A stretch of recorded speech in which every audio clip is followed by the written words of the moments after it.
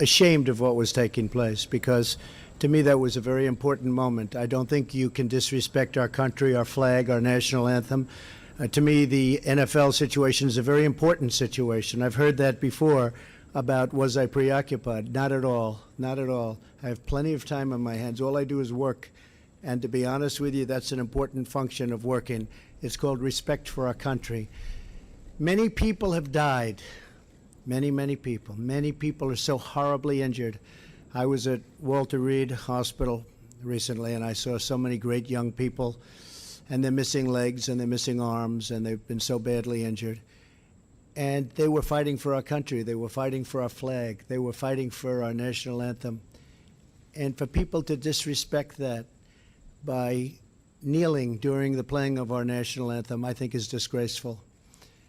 So I will also say that, again, I read you part of his quote, but the governor of Puerto Rico is so thankful for the great job that we're doing. We did a great job in Texas, a great job in Florida, a great job in Louisiana. We hit little pieces of Georgia and Alabama. And frankly, we're doing, and it's the most difficult job because it's on the island. It's on an island in the middle of the ocean. It's out in the ocean. You can't just drive your trucks there from other states.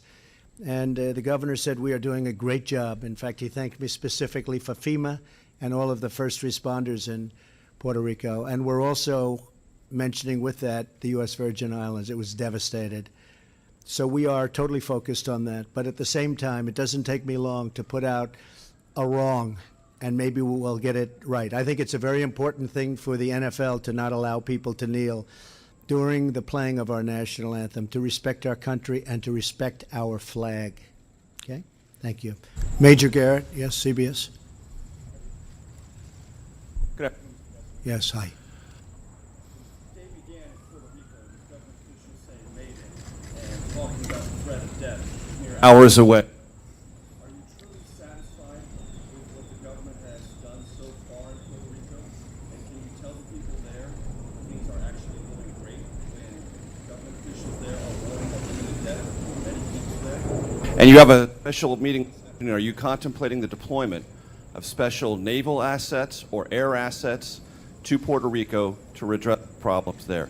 And on North Korea, very quickly, the foreign minister said you have declared effectively war on North Korea, and the North Korean government has threatened to shoot down or aim at American planes flying in international airspace. I'd like your reaction. Okay, well, I'll answer the second one first. We are totally prepared for the second option, not a preferred option, but if we take that option, it will be devastating, I can tell you that, devastating for North Korea. That's called the military option. If we have to take it, we will. He's acting very badly. He's saying things that should never, ever be said. And we're replying to those things, but it's a reply. It's not an original statement, it's a reply.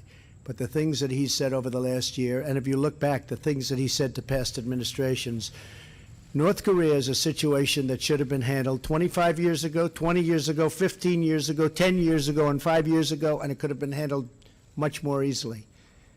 You had various administrations, many administrations, which left me a mess, but I'll fix the mess. So we'll see what happens with North Korea. As far as Puerto Rico is concerned, I think just the opposite. We have had tremendous reviews from government officials, as we have in Texas and Louisiana, and as we have in Florida, as you know, from Governor Scott and Greg Abbott, great governors. And this morning, the governor made incredible statements about how well we're doing. We understand it's a disaster. It's a disaster that just happened. The grid was in bad shape before the storm. And Puerto Rico didn't get hit by one hurricane, got hit by 2 hurricanes. And they were among the biggest we've ever seen, with the second one being even worse. I mean, the second one hit Puerto Rico as a Category 5. I don't believe anybody's ever seen that happen before. Hit land with that kind of velocity. The governor has been extremely generous, and I appreciated it. We right now have our top people from FEMA, and they have been there. We are unloading on an hourly basis massive loads of water and food and supplies for Puerto Rico. And this isn't like Florida where we can go right up the spine, or like Texas where we go right down the middle and we distribute. This is a thing called the Atlantic Ocean. This is tough stuff. The governor has been so incredible in his statements about the job we're doing. We're doing a great job. Don't forget, their police force has been decimated because many of the police in Puerto Rico have lost their homes. So, sure, they want to be police, but they also want to be able to watch their families and find their families, and they have to live.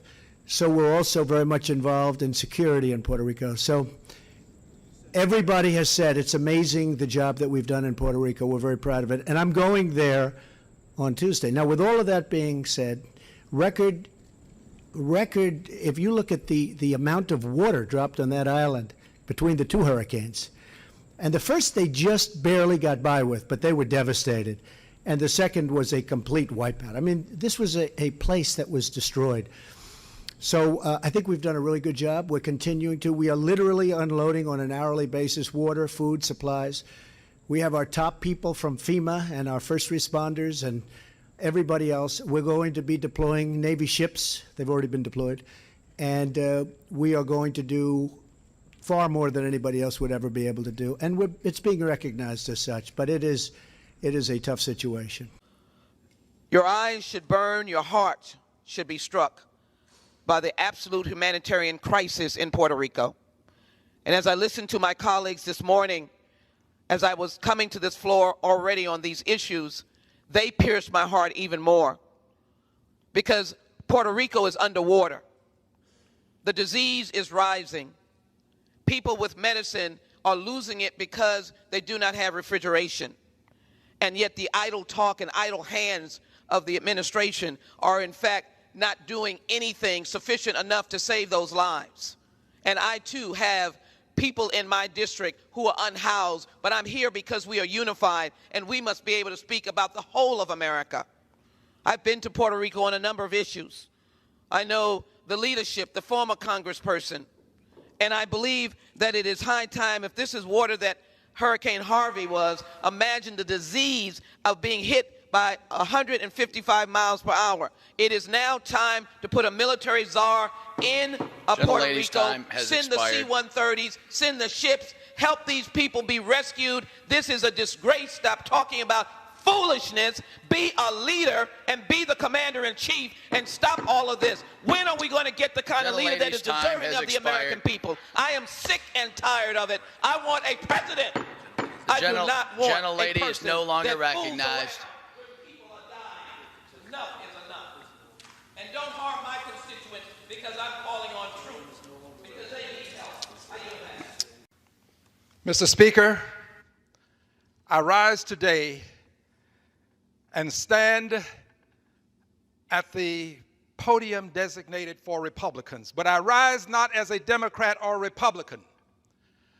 I rise today, Mr. Speaker, not as a liberal or conservative.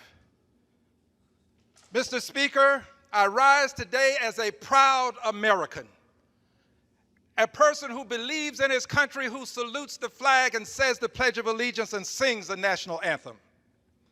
I rise today, Mr. Speaker, to make comments that I never thought I'd have to make in the well of the House of Congress.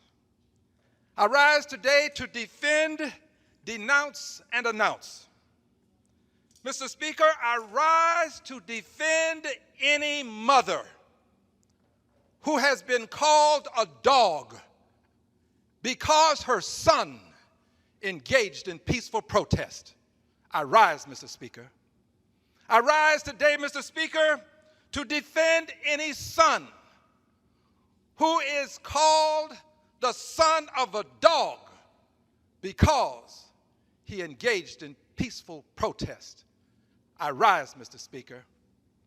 Mr. Speaker, I rise to denounce these comments that have been made because they have brought discourse to a new low.